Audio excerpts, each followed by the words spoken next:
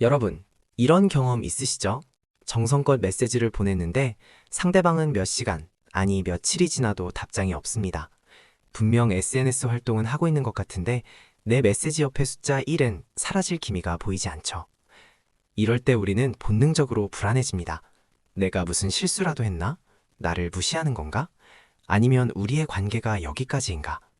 온갖 부정적인 생각들이 꼬리에 꼬리를 뭅니다. 하지만 심리학의 관점에서 보면 연락을 늦게 확인하는 행위는 생각보다 당신과 아무런 상관이 없을 때가 훨씬 많습니다.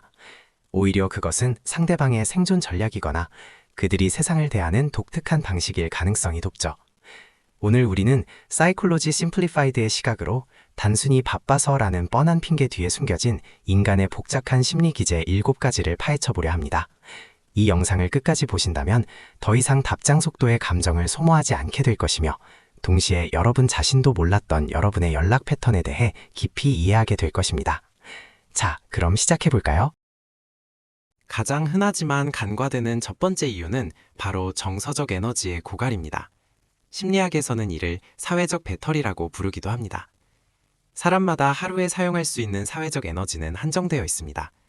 직장에서 상사의 비위를 맞추고 고객과 상담하고 친구들과 웃고 떠드는 동안 그들의 배터리는 이미 바닥을 드러냅니다. 집에 돌아왔을 때 메시지 한 통에 답장을 보내는 것조차 그들에게는 추가적인 노동처럼 느껴질 수 있습니다. 이들은 당신이 싫어서 답장을 안 하는 게 아닙니다. 단지 지금 이 순간 누군가와 연결되어야 한다는 사실 자체가 버거운 것이죠. 이들에게 스마트폰의 알림은 연결의 신호가 아니라 침입의 신호로 느껴집니다. 혼자만의 시간을 통해 에너지를 충전해야만 비로소 다시 세상과 소통할 준비가 되는 것입니다. 두 번째 심리는 역설적이게도 당신을 너무 중요하게 생각하기 때문입니다. 바로 완벽주의적 성향이죠. 이런 사람들은 대충 그래 라고 답하는 것을 싫어합니다. 당신이 보낸 질문이나 이야기에 대해 가장 적절하고 재치 있고 성의 있는 답변을 고민합니다. 하지만 그 최고의 답장을 생각할 여유가 지금 당장 없다면 그들은 답장을 아예 뒤로 밀어버립니다. 제대로 답장할 수 있을 때 보내야지 라는 마음이 1시간이 되고 반나절이 되고 결국 하루가 지나버립니다. 시간이 흐를수록 미안함은 커지고 그 미안함 때문에 답장을 보내는 문턱은 더 높아지는 악순환에 빠지게 됩니다. 결국 이들에게 늦은 답장은 무관심이 아니라 과도한 책임감의 산물입니다. 현대인들은 매일 수천 개의 정보와 선택지에 노출됩니다. 심리학에서는 이를 결정 피로라고 합니다. 어떤 사람들에게는 메시지에 답하는 것 자체가 하나의 결정입니다. 저녁에 뭐 먹을까라는 단순한 질문조차 메뉴를 생각하고 장소를 고민하고 상대방의 기분까지 고려해야 하는 복잡한 인지 과정으로 다가옵니다.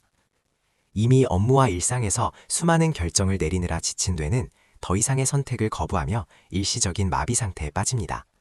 그래서 나중에 생각하자 하며 알림을 밀어버리는 것이죠. 이것은 게으름이 아니라 뇌가 스스로를 보호하기 위해 퓨즈를 잠시 내리는 것과 같습니다.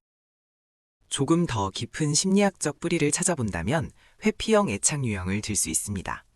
이들은 타인과 지나치게 가깝거나 의존적인 관계가 되는 것에 무의식적인 공포를 느낍니다. 연락이 너무 잦아지면 이들은 자신의 개인적인 영역이 침범당한다고 느끼며 본능적으로 거리를 두려워합니다. 답장을 늦게 함으로써 나는 여전히 독립적인 사람이다. 혹은 우리는 적당한 거리를 유지해야 한다는 무언의 메시지를 던지는 것이죠. 이것은 상대를 공격하려는 의도가 아니라 자신의 심리적 안전거리를 확보하기 위한 방어기제입니다. 이들에게 답장을 재촉하는 것은 오히려 더 먼 곳으로 도망가게 만드는 결과를 초래할 뿐입니다. 세상이 변하면서 소통의 정의도 변했습니다. 어떤 사람들에게 스마트폰 메시지는 전화처럼 즉각 응답해야 하는 것이 아니라 이메일처럼 여유 있게 확인하는 비동기적 소통 수단입니다. 이들은 메시지를 확인했다고 해서 즉시 답을 해야 한다는 사회적 압박을 거부합니다. 자신이 원할 때 자신이 집중하고 있는 일을 마친 후에 소통하는 것을 선호하죠.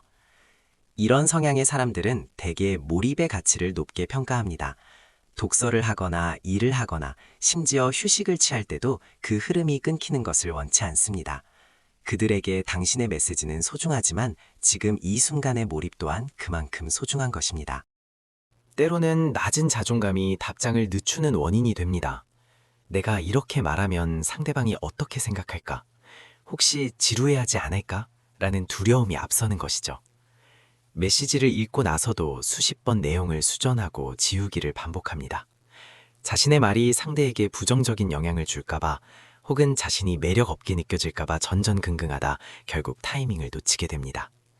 이들에게 연락은 즐거운 소통이 아니라 하나의 시험대와 같습니다. 답장이 늦어지는 시간만큼 그들은 속으로 수많은 검열과 전쟁을 치르고 있을지도 모릅니다. 자, 이제 우리는 알게 되었습니다. 누군가의 답장이 늦는 이유는 당신이 부족해서도 그 사람이 나빠서도 아닙니다. 그저 각자가 가진 마음의 모양과 에너지의 크기가 다르기 때문입니다. 만약 주변에 답장이 늦는 사람이 있다면 다음 3가지만 기억하세요. 첫째, 개인적으로 받아들이지 마세요. 그 사람의 답장 속도는 당신의 가치를 증명하는 지표가 아닙니다. 둘째, 통제하려 하지 마세요. 답장을 재촉하는 것은 상대의 심리적 요새를 더 굳건히 닫게 만들 뿐입니다. 셋째, 당신의 삶에 집중하세요.